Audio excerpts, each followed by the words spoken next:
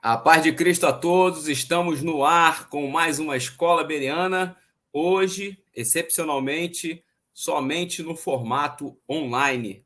Nós estamos com a realização da Conferência dos Interligados, Adolescentes da Assembleia de Deus Vitória em Cristo, e, portanto, para que você não fique seu conteúdo sem aqui os estudos da revista que estamos tratando sobre os fundamentos da liderança cristã, nós vamos hoje aqui ter um professor convidado que já vai ministrar a lição de número 3, Bezalel, um líder artístico. Tema interessante, algumas curiosidades legais que a Bíblia nos apresenta.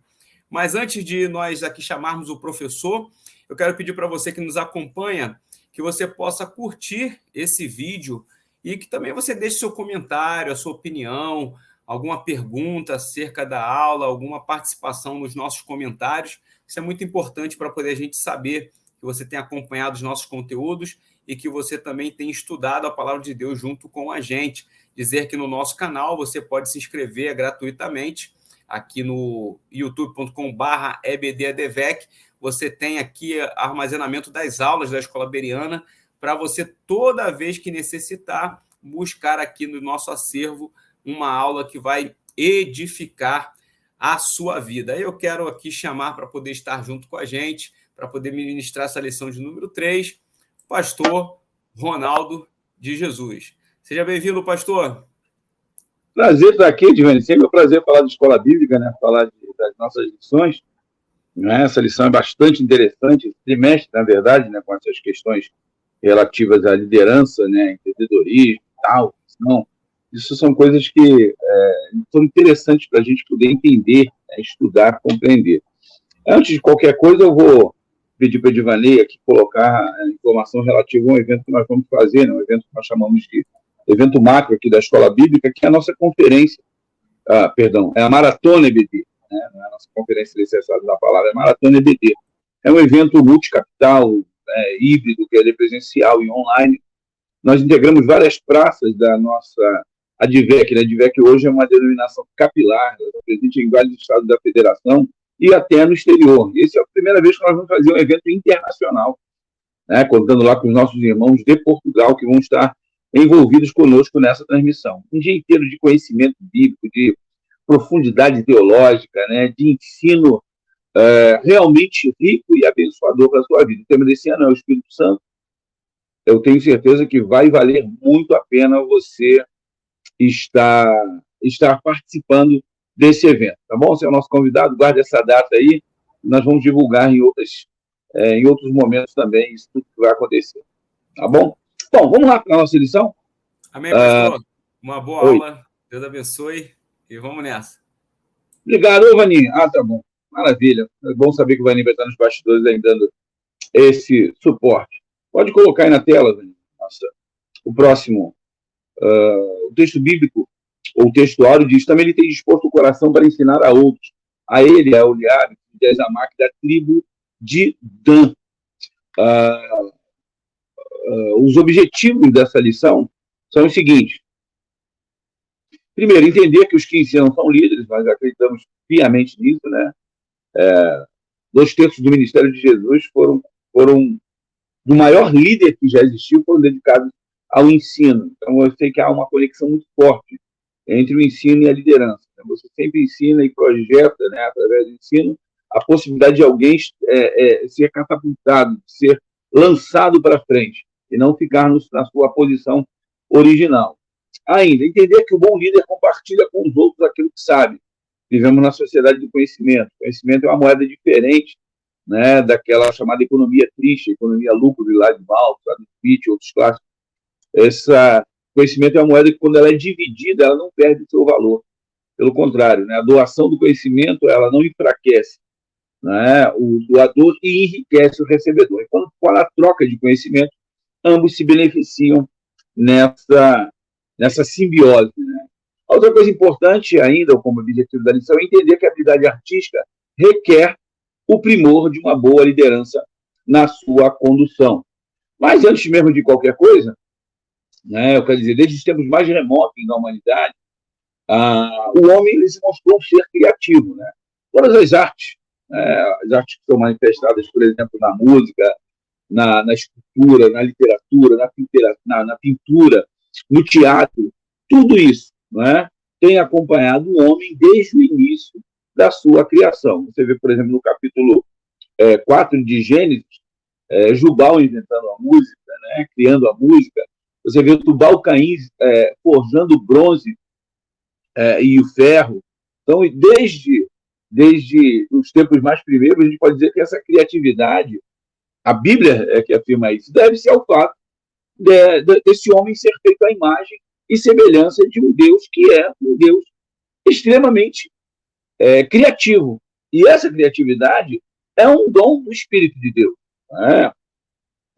Se você observar lá as sociedades mais distantes, né, os homens dessas sociedades primitivas, eles tinham habilidades em várias áreas. Né? Eles sabiam trabalhar com tecido, com madeira, com pintura, com pedras, com metais.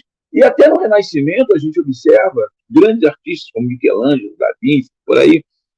Esses, Rafael, eram pessoas que eram pintores, eram escultores, eles tinham múltiplos talentos.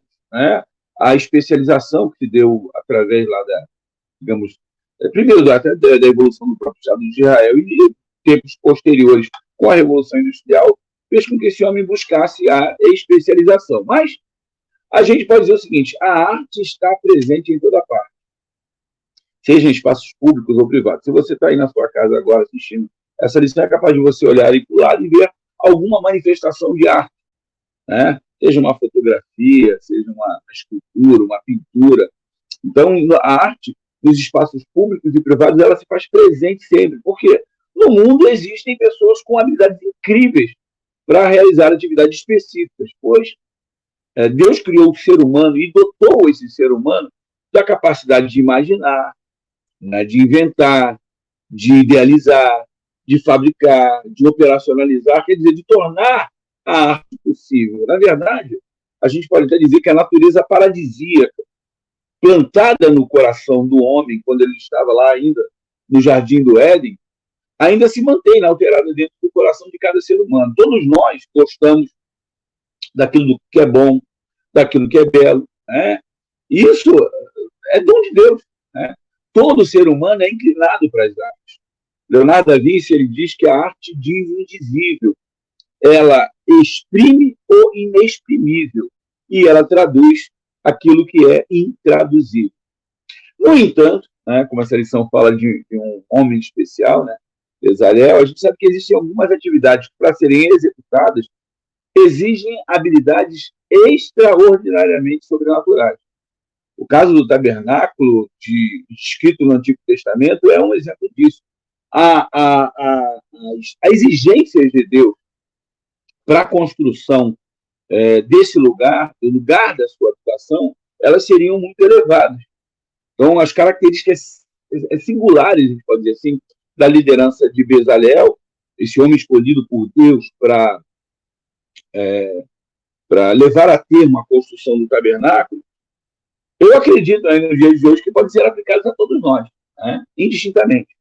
O líder, algumas questões são interessantes, o líder, ou o grande líder, ou o líder, né, que na obra de Deus, ele tem que ser alguém cheio do Espírito Santo.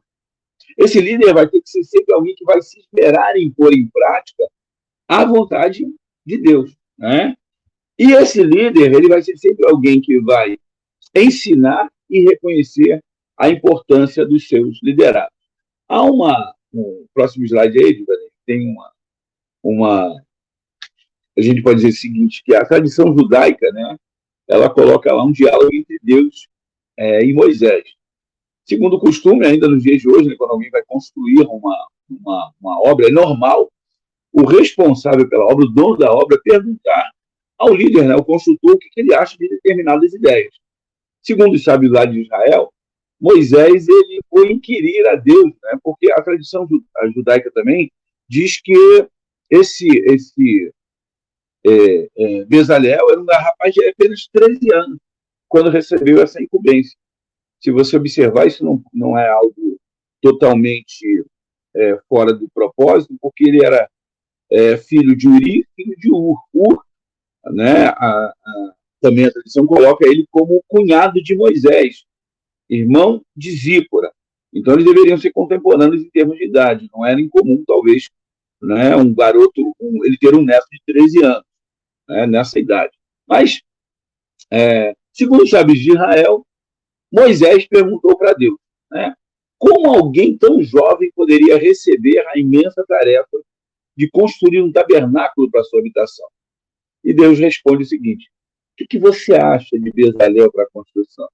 Veja que Bezalel tinha sido uma ideia, uma indicação do próprio Deus. Moisés replica: pô, se ele é digno aos teus olhos, certamente é aos meus.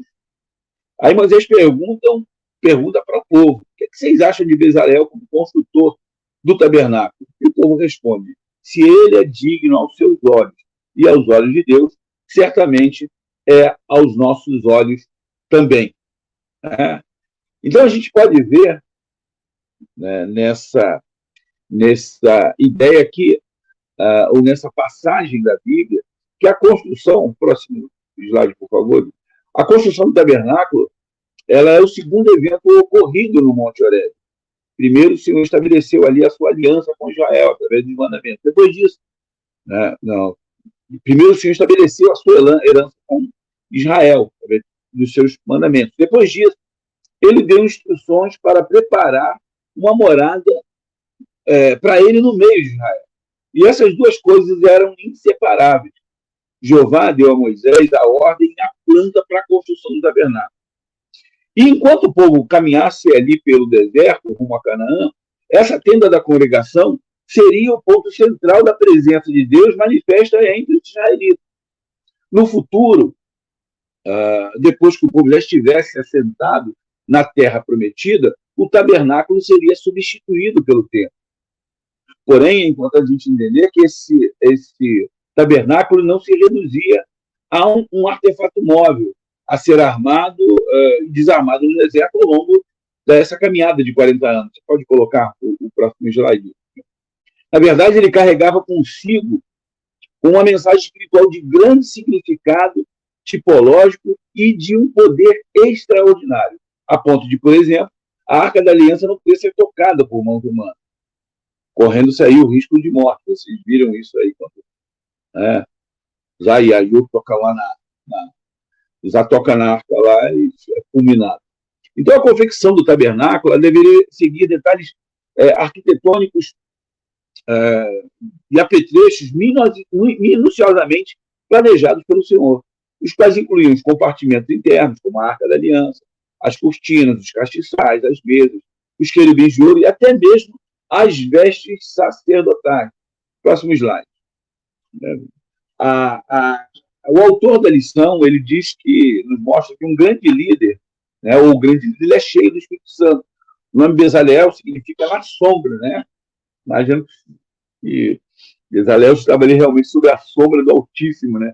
Para protegê-lo e ajudá-lo. Esse homem que foi chamado para liderar essa construção do tabernáculo, a Bíblia diz que o Senhor o encheu, próximo slide, encheu do Espírito Santo, né? De sabedoria, de entendimento, de ciência, em todo artifício para inventar invenções, trabalhar em ouro, em prata e em cobre, em lavramento de pedras para engastar, em artifícios de madeira para trabalhar em todo o labor. Nas palavras dos editores lá do novo comentário bíblico do Antigo Testamento, o Espírito Santo concedeu poderes e dons únicos às pessoas encarregadas de moldar e construir o tabernáculo. Esse tabernáculo que seria, né, a habitação desse nosso Deus santo, nosso Deus maravilhoso. Agora, é interessante você observar que a sequência das palavras sabedoria, entendimento, ciência e invenções, ela é similar àquela que é adotada, por exemplo, quando Isaías fala sobre o rei que haveria de vir, né? A dotação do Espírito Santo que seria dada ao Messias. Diz, esse Messias terá o Espírito do Senhor, sabedoria, entendimento, conselho, fortaleza, conhecimento e temor do Senhor. Você vê que há um paralelo interessante, né, entre isso. Então, esse acúmulo de termos, ele parece destacar a extrema importância da inclinação artística do tabernáculo.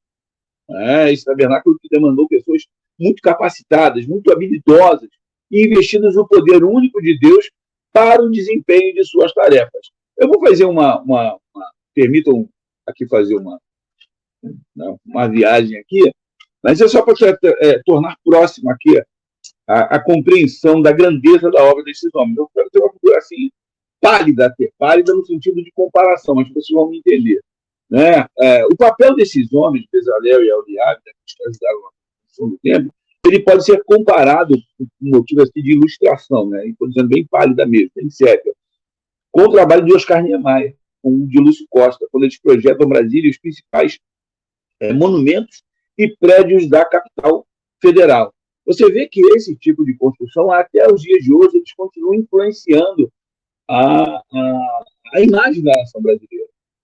Imagine, então, a importância dos homens que contribuíram e construíram as obras artísticas do tabernáculo. Eu moro aqui pertinho da igreja de Cordovil, você consegue enxergar no projeto da arquitetônico da igreja de Cordovil, da Assembleia de Cordovil, um museu, né, de arte contemporânea lá de Niterói, né, lá tem até o caminho, mas tudo isso, várias construções no mundo todo influenciadas por esses homens. Imagina essa situação agora, porque diferente desses homens como Oscar Niemeyer e outros grandes arquitetos, né, que projetaram prédios, cidades dos dias de hoje, Bezalel e Aholiabe foram guiados por instruções específicas de Deus.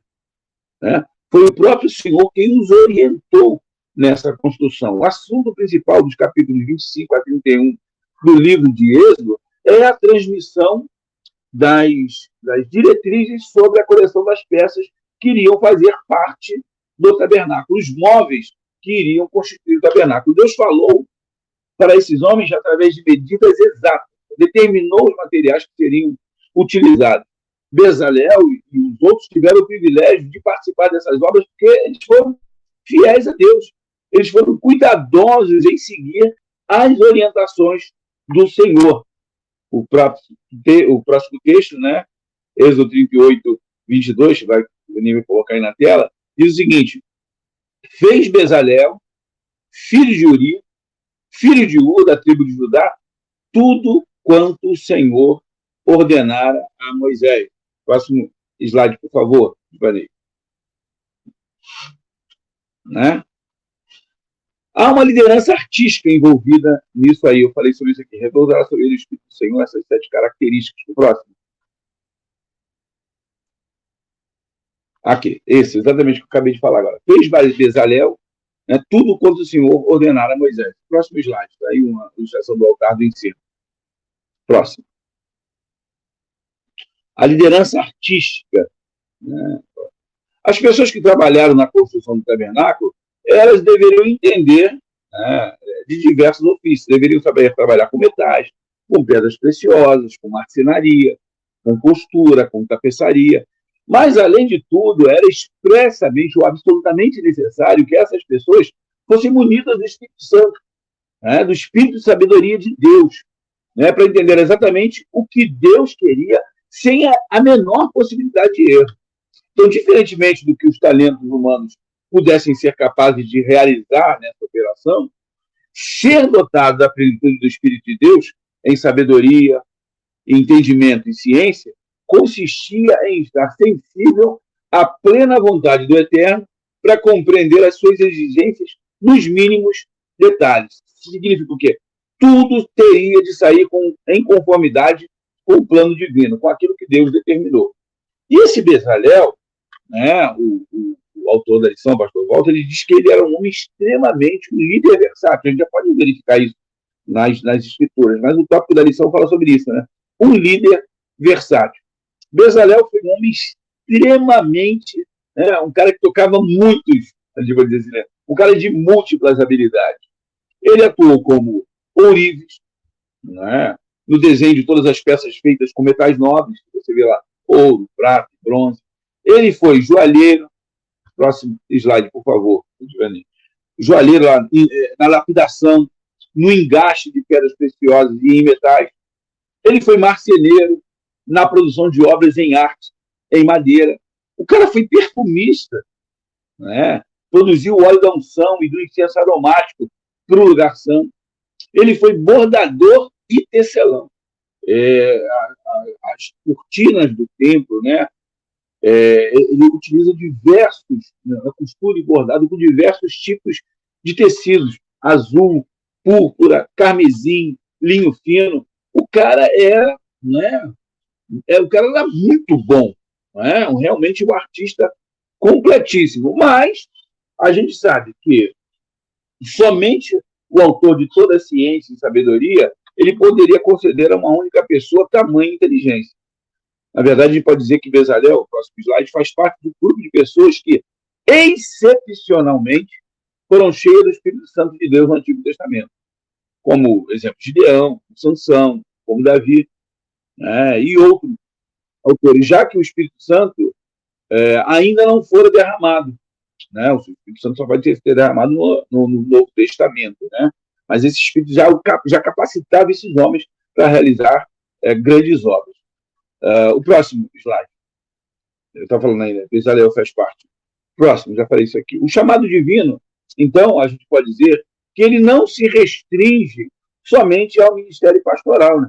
Tem pessoas que pensam que só o pastor da igreja, né, ou o missionário, o evangelista, o pregador, é que ele é chamado por Deus. Nada disso. Né? Na verdade, a gente pode entender que esse chamado divino se estende a toda e qualquer atividade relacionada à expansão do reino de Deus aqui na Terra. A igreja precisa de líderes em diversos departamentos, em diversos setores, inclusive de líderes artísticos. Por quê? Esses líderes cheios do Espírito Santo, eles podem expressar através da arte, ou ainda a arte expressada por esses líderes pode ter nos fazer expressar as nossas opiniões, os nossos sentimentos, né? Pode, inclusive, provocar nas pessoas, né, o desejo de conhecer o Senhor das artes. O autor da lição diz que o líder ele se esmera em pôr em prática a vontade do Senhor. O líder bíblico, né, nos dá da ciência dos itens que deveriam ser providenciados na tarefa de construção do tabernáculo. Né? O Espírito ele fala sobre várias coisas que deveriam ser feitas, dentro da congregação, arca do testemunho, né? O capítulo 31 de Êxodo fala no altar do holocausto, as vestes santas de Arão. A gente vai ver que todos esses elementos destacados por Jeová, eles traziam consigo uma revelação superior. Nada poderia ser negligenciado, feito de qualquer maneira, apresentar qualquer falha. Não haveria uma chance de reparação posterior. E a lista de coisas que Bezalel entrega é enorme. Observe comigo, por exemplo, ao longo da descrição sobre a construção do tabernáculo, dos capítulos 36, 37 e 38 de Êxodo, 39 de Êxodo também, há toda uma revelação da obra que foi feita por Bezalel. Vejam comigo aqui no próximo slide. Bezalel enfeitou as cortinas do tabernáculo. Êxodo 36 fala sobre isso. Né? Foram cozidas e bordadas 10 cortinas de linho fino, tecido, de pano azul, de púrpura, de carmesim, uma figura aí, emblemática aí do tabernáculo, para você entender todas as peças que vão ser listadas aqui agora. O próximo slide, Edvanei, por favor. Bezalel ele enfeitou as cortinas do tabernáculo, elas foram ali cozidas, né? Costuradas e bordadas. 10 cortinas de linho fino torcido, e ainda de pano azul púrpura, carmesim, com querubins. Ele disse que essas cortinas elas eram presas umas às outras com conchetes, com laços de ouro, para prender elas nas colunas. Ele construiu armações, tá ali, travessões e bases para sustentar o tabernáculo. Para isso ele utilizou madeira, utilizou prata, utilizou ouro. Ele já fez uma cortina especial para o interior do tabernáculo, a Bíblia diz, finamente tecida e bordada com querubins para o interior ali do tabernáculo. E ainda uma outra entrada, uma outra cortina para a entrada da tenda. Ele fez a arca com querubins de ouro em sua tampa, né? E fez querubins de ouro para colocar na tampa da arca. Próximo slide. Ele fez ali um candelabro de ouro, rico em detalhes, né? Em enfeites. Fez a mesa de madeira e revestiu essa mesa com ouro. E fez também todos os utensílios que eram utilizados ali na mesa. Ele preparou um altar, ou fez o altar de incenso de madeira, né? E revestiu esse altar com ouro. Ele preparou o óleo perfumado para o incenso, usando aí a técnica de perfumista. Ele construiu, tá ali, o altar dos holocaustos. E revestiu, né? Esse altar do holocausto foi feito de madeira e revestido com bronze. Com esse mesmo altar, ele fez os utensílios do altar e a bacia. Bezalel também fez o pátio, fechado com cortinas de linho, finamente tecido, né? Tudo que ele fez ali, ele pendurou, né? Grande parte das obras ali pendurou com ganchos de argola. Tudo estava sustentado sobre bases e estacas de bronze. O próximo slide. Ele confeccionou o colete sacerdotal, né? O peitoral com grande habilidade, com cuidado, né? Engastou as pedras ali e também fez as outras peças para os sacerdotes, né? Os turbantes, né? A tiara sagrada, o emblema de santidade com aquela inscrição santidade ao Senhor, né? Ou santo para o Senhor, consagrado ao Senhor. Bezalel, isso aí é interessante, né? Eu queria um capítulo especial para essa questão da pia de bronze. Bezalel fez a pia de bronze, né? Arão e seus filhos tinham que lavar as mãos e os pés naquele utensílio antes de entrarem ou adentrarem na tenda da congregação, senão eles seriam mortos, né? Agora, essa pia, eu sei que todos os objetos, alguns vamos falar ainda sobre eles, né? Merecem destaque, mas diferentemente de outras peças da mobília do tabernáculo, há uma curiosidade que não se tem o tamanho da bacia de bronze. Ela não é fornecida no texto bíblico o texto bíblico não nos traz essa informação. Nem mesmo o formato da pia é informado. Sabe-se posteriormente que essa pia de bronze, lá no Templo de Salomão, era tão grandiosa que ela foi chamada de mar de bronze ou mar de fundição. E aí me veio uma curiosidade interessante a respeito de não ter medida, né? Porque essa pia representa a santidade. A santidade ela não tem medida, né? A ideia é que a gente possa ser santo como o Senhor é santo, né? Ser santo porque eu sou santo. Então, a gente tem que buscar santidade também, né? E a santidade ela não tem medida, né? Então, toda a lavagem sacerdotal na pia de bronze, ela apontava para uma realidade superior, ou seja, ela apontava para Cristo e sua obra redentora. O apóstolo Paulo ele descreve no capítulo 5 de Efésios, nos versículos 25 e 27, que Cristo amou a sua igreja e se entregou por ela, para que a santificasse. Ainda, tendo-a purificado por meio da lavagem da água, pela palavra. A palavra de Deus é que nos santifica, né? A palavra de Deus é que nos torna homens e mulheres santos de Deus. E diz que o objetivo dessa santificação é para apresentar essa igreja gloriosa, sem mácula, sem dúvida, nem coisa alguma semelhante, uma igreja santa e sem defeito. Então a gente pode perceber que essa pia de bronze, ela prefigurava a santificação que nós, remidos do Senhor, nós crentes do Senhor Jesus, iríamos experimentar mediante a obra de Jesus Cristo, né? Assim, então, próximo slide, assim como o sumo sacerdote se lavava para poder entrar no Santo dos Santos, os crentes também, eu e você, fomos lavados a fim de que pudéssemos entrar com sinceridade e plena certeza da fé na presença de Deus. Se a lavagem do sacerdote na pia de bronze era de caráter provisório e repetitivo, né, eles tinham que se lavar continuamente na pia de bronze, pois eram incapazes de se manterem puros. Agora, hoje, né, nessa nova dispensação, com a vinda do Senhor Jesus Cristo, com sua morte vicária, com seu sacrifício, com a atuação do Espírito Santo na nossa vida, nós, como crentes, podemos ser purificados mediante o lavar regenerador do Espírito Santo. A graça de Deus nos salvou. A graça de Deus nos regenera. Né?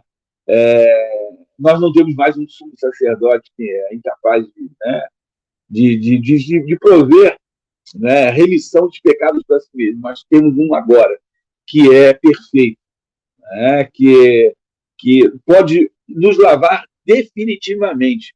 O sangue de Jesus Cristo, a Bíblia diz, nos purifica de todo o pecado. E essa lavagem, né, ela é simbolizada exteriormente pelo batismo, né? Por isso que é tão importante essa ordenança bíblica aqui para nós. Próximo slide, por favor. Então, Bezalel ele reproduziu o simbolismo circunscrito ali em cada elemento. Mesmo sem compreender plenamente o significado de cada elemento projetado para o tabernáculo, Bezalel cumpriu fielmente as descrições, né, as instruções que Deus preparou para ele. Então, essas sombras de revelação divina, elas foram compreendidas pelo povo de Deus no tempo por ele estabelecido. Observe aí esses exemplos que a gente vai colocar aqui, né? Mesa, os castiçais do pão. Né? A mesa dos pães, por exemplo, ela simbolizava Cristo. João 6,35, Jesus diz, eu sou o pão da vida. Então, todos os sacrifícios também que eram representados, eram feitos de sangue, eles representavam Jesus na sua morte. Mas também havia ali um sacrifício de manjares, né? Um bolo assado, feito da flor de farinha e amassado com azeite. Então, essa primeira porção do azeite, ela era uma simbologia de Cristo. A Bíblia diz que nasceu por obra e graça do Espírito Santo. Né? Lucas 1,35, né? Cristo, aquilo que parecia ser impossível para os homens é possível para Deus, né? Para Deus do ventre de uma virgem traz aqui o nosso Criador, nosso Emanuel, o Deus conosco, né? Cheio, ungido pelo Espírito Santo. A segunda porção do azeite, né? A Bíblia nos mostra que depois esse pão era coberto por uma segunda porção de azeite. Quando Jesus é batizado no Rio Jordão, o Espírito Santo veio sobre ele em forma corpórea de pomba. E aquela seria a segunda porção do azeite que o pão da vida receberia. Esse castiçal, né, a representação do candelabro, ela diz respeito à igreja, tanto a Cristo, como a luz do mundo, como as 7 igrejas descritas lá no Apocalipse. Então, uma igreja legítima, a gente sabe que ela possui um castiçal aqui na Terra. Isso fica claro quando o Senhor ele ameaça a igreja de Laodiceia de tirar dela o seu castiçal, se ela não se arrependesse dos seus erros. O altar do incenso. Quando o Senhor mandou Bezalel construir o altar do incenso, ele estava pensando no seu significado real, o que seria compreendido depois pelo povo da nova aliança. Esse altar do incenso representa hoje a intercessão de Cristo na glória celestial. O Senhor Jesus está à destra do Pai para interceder por nós. Ele é o próprio sacrifício e o próprio sacrificante. Ele é o mediador de uma nova aliança. O altar do holocausto é uma tipificação muito clara do Calvário, né? O lugar onde Jesus foi crucificado. Mas enquanto esse sacrifício expiatório lá no Antigo Testamento, né, ele era feito de maneira provisória, dizia respeito ali ao perdão dos pecados. Ali, o sacrifício do holocausto implicava consagração a Deus. E por essa razão, um ofertante jamais levaria apenas um animal, mas 2. Um para expiação e outro para consagração. 2 bezerros, de acordo com as posses de cada um, 2 cordeiros, 2 pombos, 2 rolinhas, né? Segundo a posse ali dos ofertantes. Então você vê que cada peça tem ali uma simbologia que aponta para Cristo, né? Que aponta para nós, para hoje, para a época dessa aliança que nós vivemos nos dias de hoje. Próximo slide, por favor. O grande líder ensina e reconhece a importância dos seus liderados. Um líder jamais trabalha sozinho. A Bíblia diz que Deus preparou um ajudante imediato para Bezalel, um cara chamado Aholiabe, além de outros trabalhadores igualmente habilitados para a realização de toda a obra. Bezalel exercia liderança ao mesmo tempo que ensinava a arte aos outros. E você sabe, apesar da capacidade de Bezalel, né, ele não trabalharia sozinho. O Senhor vai designar Aholiabe para ser seu companheiro. Então, dessa vez, é o próprio Bezalel quem vai preparar o novo artífice. E a Bíblia diz que Bezalel se revela ali um excelente professor. E dentro de pouco tempo, os dois estavam ali trabalhando juntos, executando tarefas dificílimas. Uma verdade espiritual que a gente pode extrair daí, que pode ser comprovada, é que certos pares operam muito bem juntos e podem fazer um excelente trabalho onde um sozinho pouco ou nada faria. Aproveito aí para agradecer o meu parceiro de obra aí, né, por estar junto comigo aí nessa obra da Escola Bíblica Dominical. Sem você, Divanil, eu confesso, pouco faria. Você é um cara fora de série. Deus te abençoe. Eu estou aqui nos bastidores aqui me ajudando, né? E a gente sabe isso, a gente tem que trabalhar, né, sempre em equipe, trabalhar juntos. Né? O Senhor deseja de igual modo que compartilhemos as nossas experiências e avanços. Caso contrário, jamais teremos obreiros preparados que saibam manejar com perfeição a palavra da verdade. Você vê, por exemplo, nas lideranças lá de Moisés, de Samuel, de Paulo. Moisés, ele soube preparar Josué para introduzir os israelitas na Terra Prometida. Samuel ungiu Davi como rei de Israel, e tenho certeza foi uma referência a ele, a Davi como líder. Paulo, ele deixou obreiros valiosos e fiéis em vários continentes, em várias igrejas. E o próprio Cristo, né, como o líder por excelência, que preparou pescadores, né, rudes, e transformou esses homens em grandes pescadores de homens, né, pescadores de almas. E aqui, cara, a gente pode dizer assim, tem uma curiosidade maravilhosa, né? Bezalel era de Judá e Aholiabe da tribo de Dan. Judá era a maior das tribos de Israel e Dan era a menor, a menos importante. Deus resolveu juntar tudo, quer dizer, a tribo maior, Dan, a tribo menor, Dan, com a tribo maior, Judá, para mostrar para Israel que diante de Deus, tanto os grandes quanto pequenos são iguais. Né? Isso é maravilhoso. A diferença entre Bezalel e Aholiabe, né? Muitas pessoas acham que eles faziam as mesmas coisas, mas na verdade não. O líder da operação, da construção, era Bezalel, embora ele fosse mais jovem. Mas foi ele que Deus escolheu para guiar a construção. E Aholiabe trabalha com ele, era o ajudante dele. Né? Juntos, ambos, guiavam toda aquela equipe daquilo que deveria ser feito. Eles eram, a gente pode fazer uma ilustração aqui, como se fosse o arquiteto e o mestre de obra, trabalhando juntos. Existem algumas características que são necessárias a esses líderes artísticos, né? O pastor Walter ele coloca aí. E quais são essas características desses líderes separados por Deus? Primeiro, próximo slide diz, a sabedoria de coração. A sabedoria de coração nos remete a pensar que há um entendimento, né? Uma iluminação especial para quem está no Espírito, para quem é guiado pelo Espírito de Deus. As pessoas guardam a sua mente se consagrando inteiramente ao Senhor. Paulo ele recomenda que os trabalhadores sejam esforçados e que sirvam aos senhores da terra como se estivessem fazendo ao Senhor na vida. Eu achei bem interessante, né? Fazer, né? Trabalhar como se estivesse trabalhando para Deus. Isso significa que só obterão êxito aqueles que trabalham cientes de que tudo quanto fizerem, fazem para o Pai. Acredite, tudo o que você faz, a mobília, quer comais, quer bebais, façais tudo para a glória de Deus. Não é? Dessa disposição de coragem surgem os melhores líderes do Evangelho. Né? Quando as pessoas estão ali trabalhando, Deus chama aqueles que estão ocupados. Outra coisa interessante é dedicação e esmero. Né? Os sábios de coração jamais farão a obra de Deus sem dedicação e esmero. Você sabe, né? Jeremias 48:10 diz, ai daquele que fizer a obra do Senhor relaxadamente. A atividade individual de quem serve estabelece uma grande diferença entre uma pessoa e outra.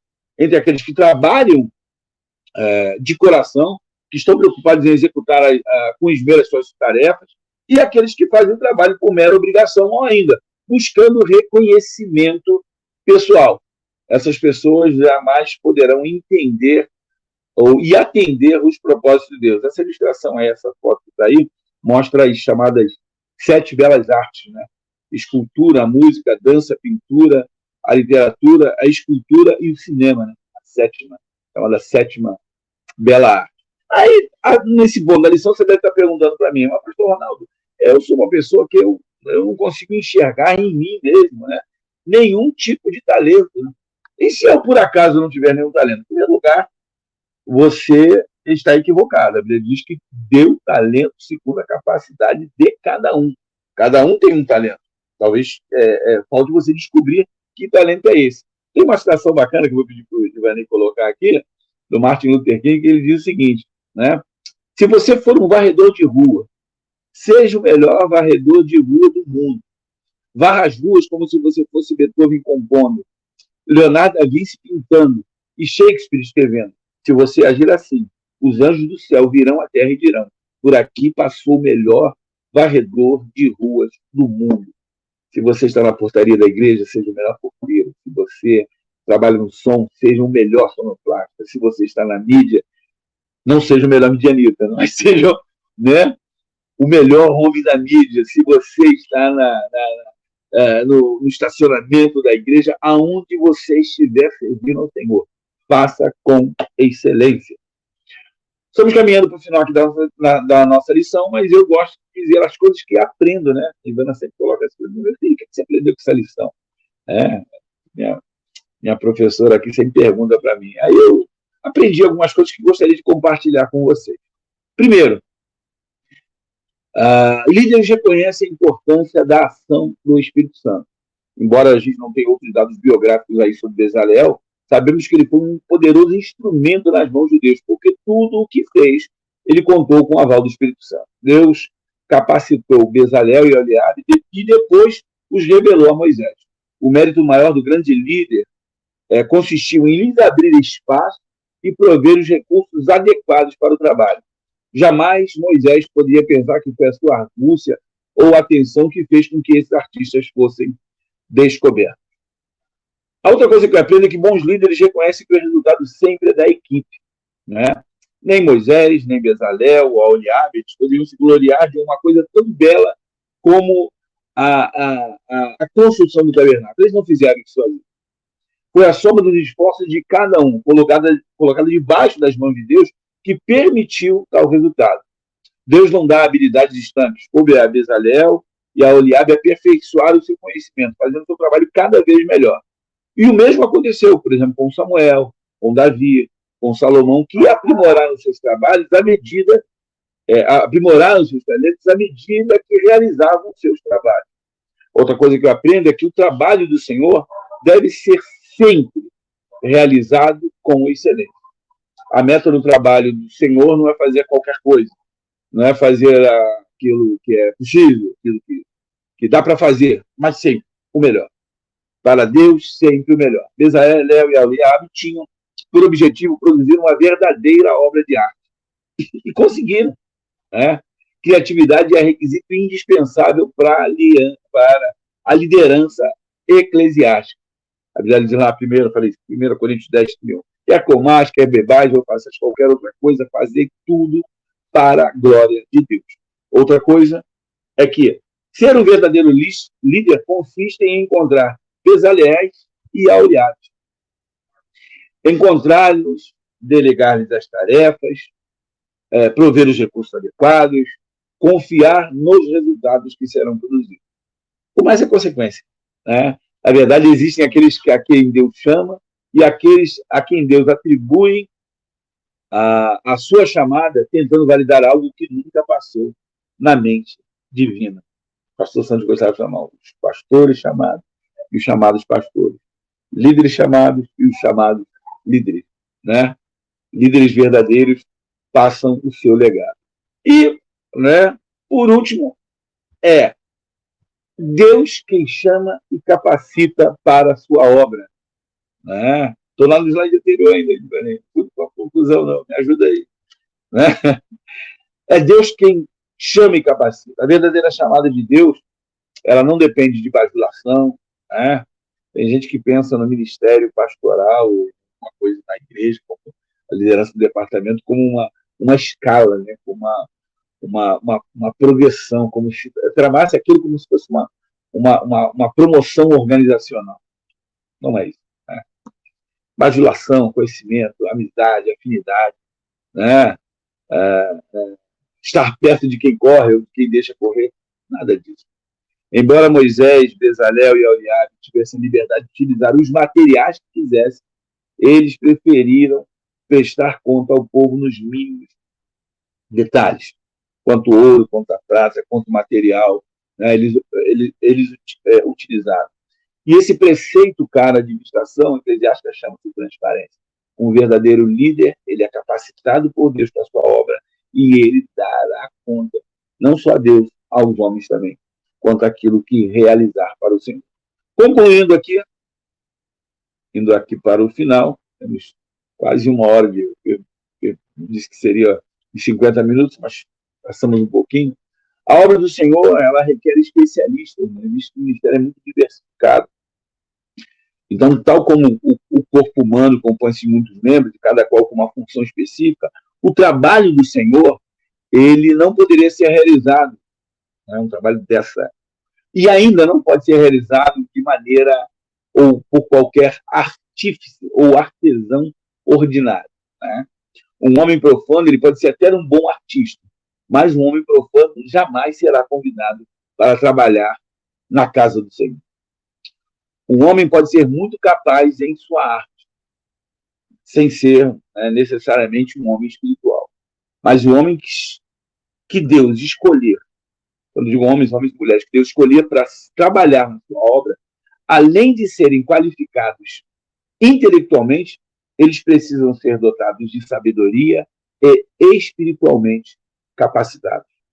O que Deus exigiu de Bezalel e Eliabe, ele pode ser visto na parábola dos talentos. Nessa parábola dos talentos, na palavra grega, né, o significado da palavra grega é talanton, refere-se, né, ali uma moeda de alto valor. Algo de alto valor que Deus concedeu a cada um. E a mensagem é clara.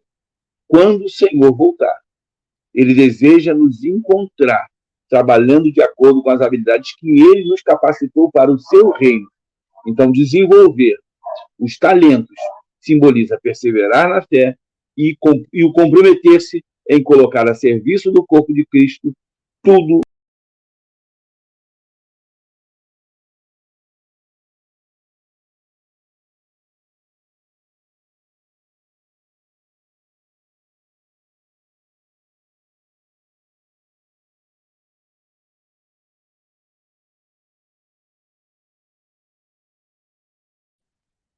cortou o finalzinho de nada, mas é isso, né? Comprometer-se em colocar a serviço do corpo de Cristo tudo o que o Senhor nos concedeu. Deus abençoe a sua vida.